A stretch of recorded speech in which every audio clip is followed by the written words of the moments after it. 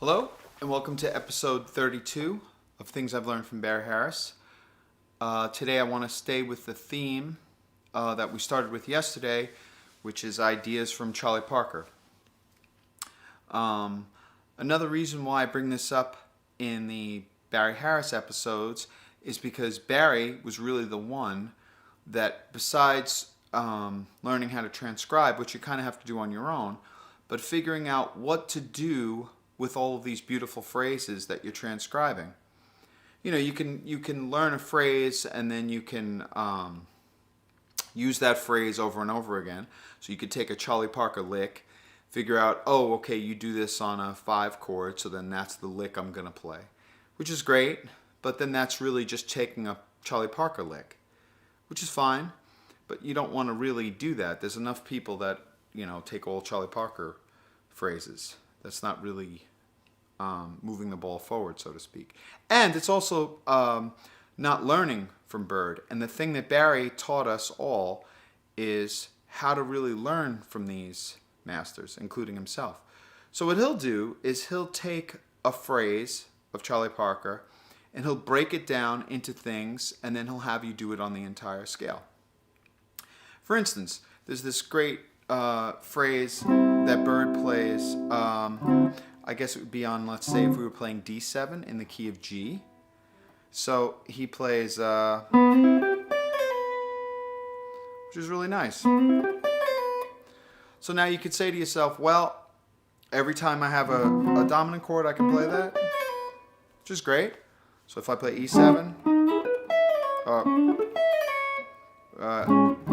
E flat 7, same thing, which is fine. Or you could say, let me take that phrase and dissect it, which is exactly what Barry does. So the first thing you have to decide is, let's take the back end of it first, which is this. Nice. If we're thinking G major, or if we're thinking D7 scale, which is the same scale, you're thinking 5 chromatically to 3. So if you could do 5 chromatically to 3, you have to be able to do that on the whole scale. So you'll have to say, let's do the next one. So that would be 5 to 3. The next one would be, and I'm thinking just G major, so 5th of G major to 3 of G major. Now the next one I'm thinking is 4 to 2. So that's easy because those are both minor thirds. So I'm just putting all the notes in between too, the one note in between.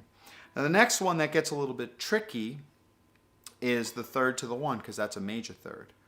So there's different ways to tackle this. You could just play the first half step. I like to play both half steps, so I do this.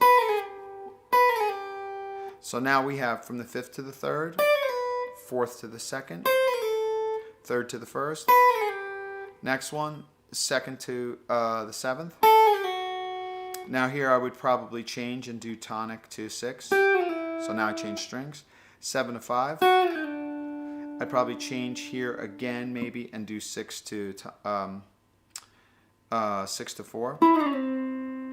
Now 5 to 3. I'll keep going. Sorry. So if we did them all, it would be.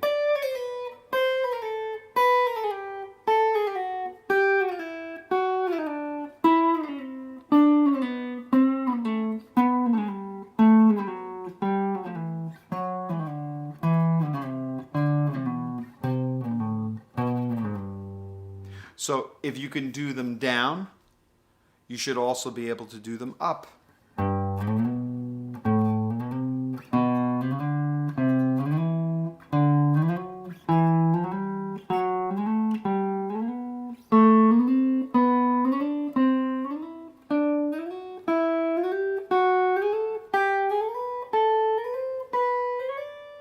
And those are all beautiful.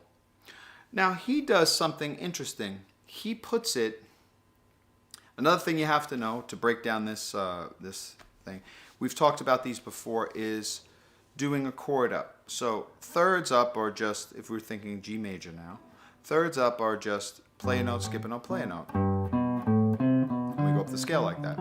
Triads are add another note. So you play a note, skip a note, play a note, skip another note, play a note. those are triads. Then Barry calls this a chord, which is when you do 4 notes. So you start a note, skip a note, play a note, skip a note, play a note. There's your triad. But now you're going to skip another note and play another note. So there's our 4-note chord. There's also a 5-note chord. So you can say play a note, skip a note, play a note. That's your third. Skip another note, play a note. There's your triad. Skip another note, play a note. There's your 4-note chord. And then skip another note, play a note. That's your 5-note chord.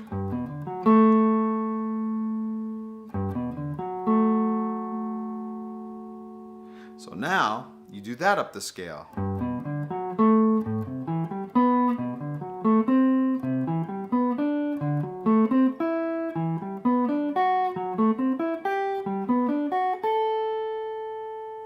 Now, get really comfortable with that. Next thing you can do is say, I'm going to put half a step before the first note.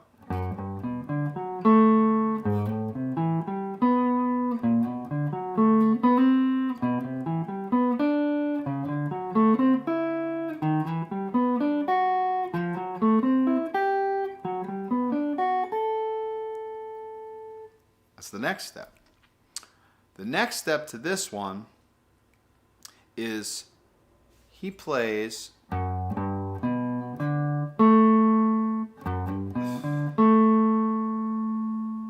so now what I did in that one was I did the half step coming up. Now I'm going to come up the 5-note chord, but I'm going to skip the 4th note of the chord. So here's the 1st note, 2nd note, 3rd note. I'm skipping the 4th note and playing the 5th note.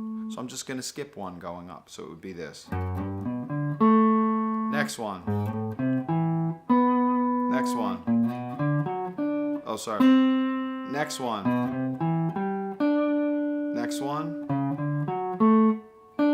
Sorry. Next one.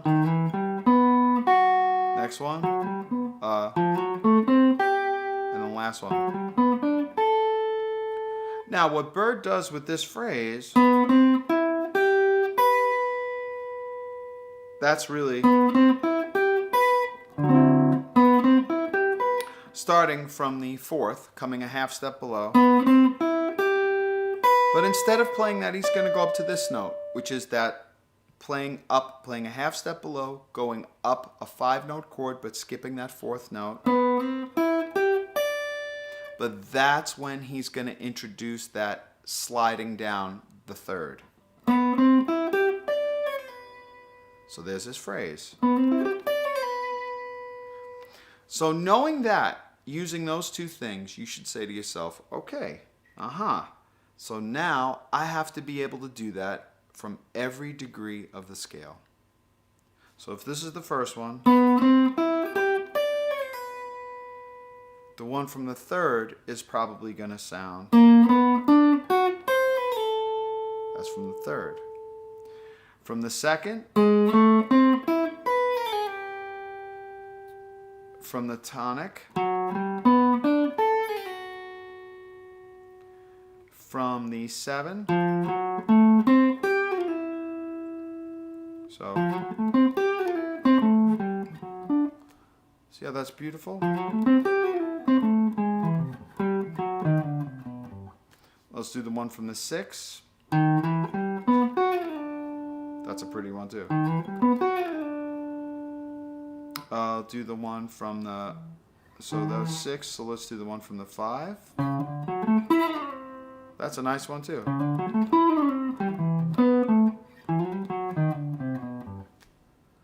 Let's do the one from the 4. Let's see. That's a nice one. Let me find a different way to finger that.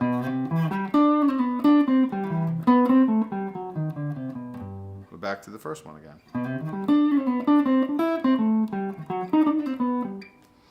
Now, again, doing it from every degree, seeing what it sounds like.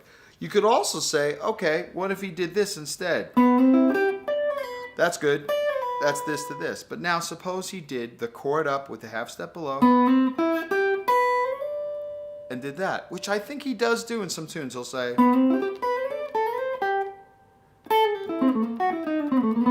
so So those are different ways to use that one little thing. So that's a nice one. So wait, let's see. Let's do just that much. So that's, again, going up a chord, and then when you get to the top note of the 4-note chord, you're going to do your the thing that we did in thirds all the way up chromatically. So, and we're going to put a half step below the note. So this would be this one from the 4th. Let's do the next one from the 3rd. Let's do from the 2nd. Let's do from the tonic. Let's do from the 7. Let's do from the 6. Let's do from the 5. From the 5. Let's do from the 4 again. So, again, that's taking a Charlie Parker line or phrase, an idea, and instead of just playing it exactly the way he played it, which is perfect, you want to take the concept and say, okay, let me see how I can get inside his mind and see how maybe he was thinking about it. I don't know necessarily if that's how he was thinking about it, but it sure seems to me that that's what he's doing on the scale. And this is the thing that Barry shows you. He'll take everybody's transcription or things that people have learned from Bud Powell or from Charlie Parker or from Dizzy or from Monk, and he'll say, or from Coleman Hawkins, for instance, and he'll say, look at this beautiful thing he did on the scale. And then he'll say, let's try to do that up or down the whole scale. And that is the way we're supposed to look at music. We're not supposed to just take, obviously, bird phrases and then just copy them and put them in the same places all the time. That's not anything. That doesn't mean anything. What we have to do is take from these great masters and dissect it and build it back up and realize what they're doing and then use it for yourself. Figure out ways to use it yourself. To me, this is the only way of progressing. And to me, that's true progression.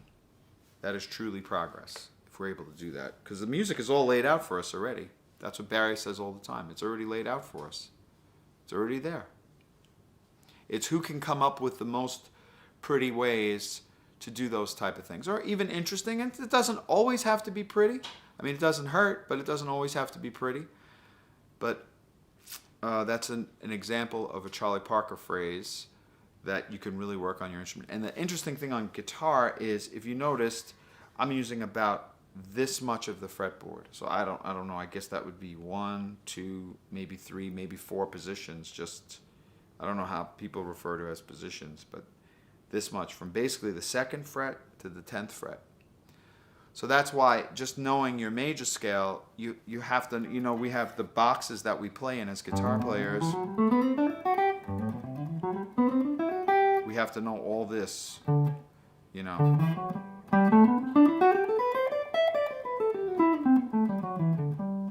All these from here to here. And do you see, if I want to do this, I have to jump up. And then depending on where I am, I have to, or